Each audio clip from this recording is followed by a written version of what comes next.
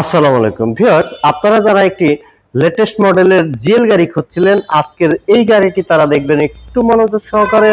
কারণ এই গাড়িটির মডেল হচ্ছে 2018 এবং রেজিস্ট্রেশন হচ্ছে 2023 সালের শেষের দিকে। 12 সিরিয়াল, মিরপুর বিআরটিএর নাম্বার। ব্যক্তিগত মালিকানার একটি গাড়ি, 100% ফ্রেশ, কোম্পানিতে চলেছে গাড়িটি, কারণ রেন্টে গাড়ি ইউজ হয়নি, একদম ফ্রেশ।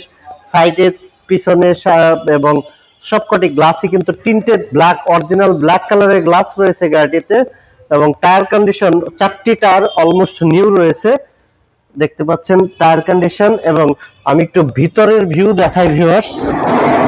ভিতরটি দেখতে পাচ্ছেন একেবারে ফ্রেশ, সিলিংটিও চকচকে অবস্থায় রয়েছে।